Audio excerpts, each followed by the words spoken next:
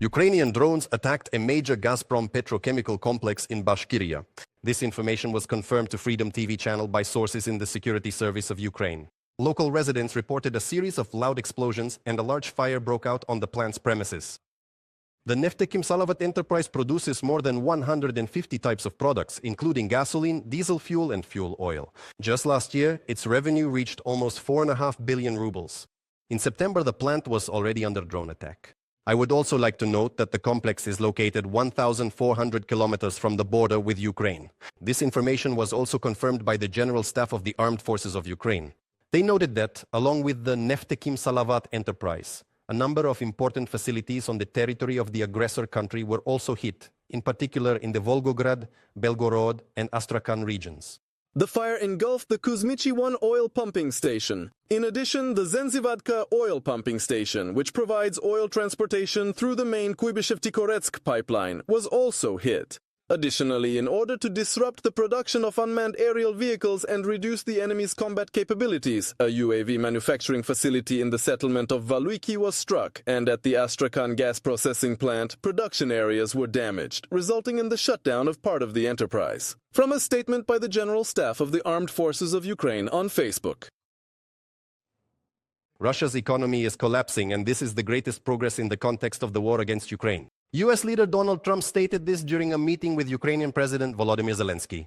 According to the head of the White House, the Russian Federation has been waging war for 3.5 years without a clear goal, and during this time its economy has fallen into a terrible state. More details in the report by my colleagues. Russia's economy is in a terrible state, said US President Donald Trump during a meeting with his Ukrainian counterpart Volodymyr Zelensky. Russia's economy is in a terrible state. It is collapsing. Ukraine is doing a very good job stopping this very large army. It's simply astonishing. You know, this war was supposed to end in 3 or 4 days. People said it would end very quickly. And credit must be given to the Ukrainian soldiers and everyone involved. It is still ongoing, and that's not good for Russia. It was supposed to be over quickly. So, you know, Russia doesn't look very dignified. The Kremlin, meanwhile, has stated that Russia's economy is stable despite the difficulties caused by sanctions and, as Putin's press secretary Peskov put it, global economic turmoil. He also noted that the Russian dictator is supposedly ready to meet with Volodymyr Zelensky, but claimed that without preparation, such a meeting would allegedly be fruitless.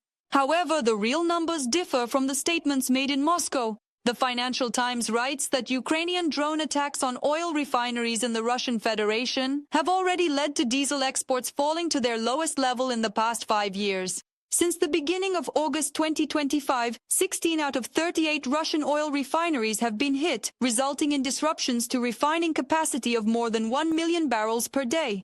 Russia is the world's second largest exporter of diesel fuel, with about half of its shipments going to Turkey. So far, Moscow has not restricted diesel exports abroad, unlike gasoline, which is increasingly in short supply on the domestic market and in the temporarily occupied territories, according to the Financial Times. At the same time, the publication notes that there are already discussions in Russia about the possibility of a complete ban on diesel fuel exports. While the Kremlin is trying to convince everyone that the Russian Federation's economy is doing fine, the country's Ministry of Finance has proposed raising the value-added tax rate from 20 to 22% starting next year. After all, Putin has no intention of ending the war against Ukraine, and the money for it has to come from somewhere. That's why tried-and-true methods are being used, dipping into citizens' wallets. The strategic priority is to ensure financial support for the country's defense and security needs, as well as social support for the families of participants in the so-called special military operation, reads the official website of Russia's Ministry of Finance. Let us recall that Russia's expenditures on the war against Ukraine in 2024 amounted to $149 billion.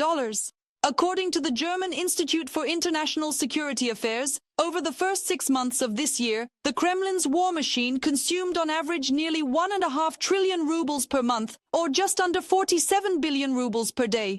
This is more than the annual budgets of Russian regions such as Kalmykia, which is just under 29 billion, or the Altai Republic, which is almost 43 billion rubles. Yulia Granovskaya for Freedom TV channel. Slovakia is joining the discussion on creating a drone wall on the eastern border of the European Union. This was reported by a representative of the European Commission. A meeting on this matter will be held this Friday, September 26th, by the European Commissioner for Defense, Andrius Kubilius. It is expected that 8 EU countries, as well as Ukraine, will participate. However, there will be no representative from Hungary. The European Commission also added that the creation of a drone wall is planned to be discussed with the EU's NATO partners as well. I can confirm that Slovakia has been added to the list of participants, in addition to the 7 frontline EU member states, Denmark and Ukraine. So what should we expect from this meeting? At this stage, I do not have a precise agenda that I could share. This is not just a meeting meant to look good on paper.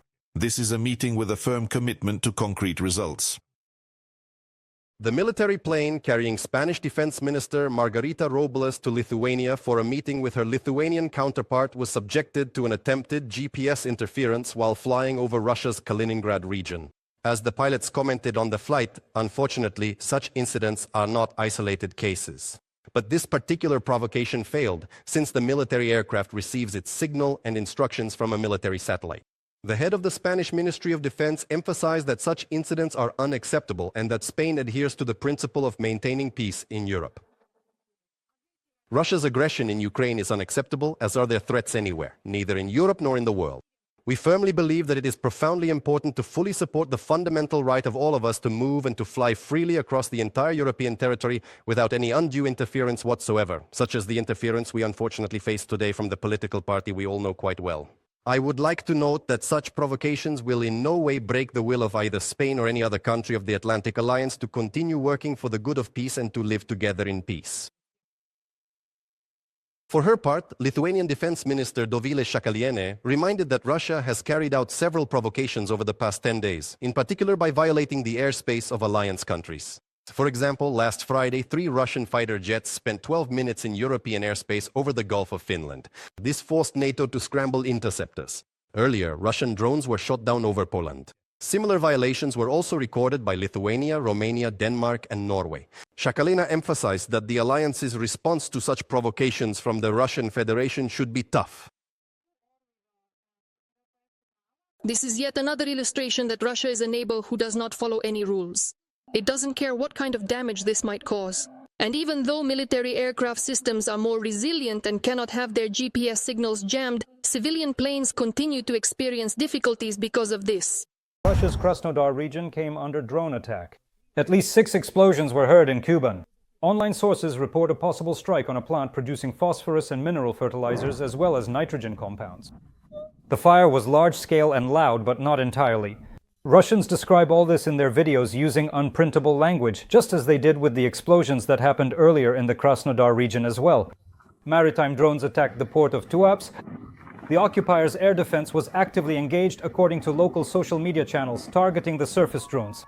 One of them was reportedly destroyed, but the other, as seen in the video, crashed into the loading pier of the plant, sending Russians into a panic.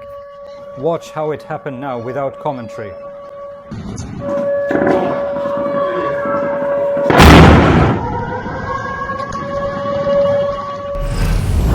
The occupation administration in Crimea explained the total fuel shortage on the peninsula. They say that fuel disruptions occurred due to a sudden decrease in production volumes at Russian oil refineries. However, they plan to resolve the shortage in the coming weeks and are asking motorists to be patient. But gas stations are shutting down. In just a few days, about 360 gas stations have closed due to a lack of fuel. Even Russian propaganda media admit this. The most severe shortage is being felt in southern Russia. The number of gas stations has decreased by 14%, and in the temporarily occupied Crimea and Sevastopol by almost half. Supply disruptions have also affected the Moscow, Leningrad, Ryazan, Nizhny Novgorod regions, and several others. The fuel crisis and sales restrictions began 3 weeks ago, the reason being, in the Russian Federation, they cite attacks by Ukrainian drones which have been successfully striking oil refineries and storage facilities.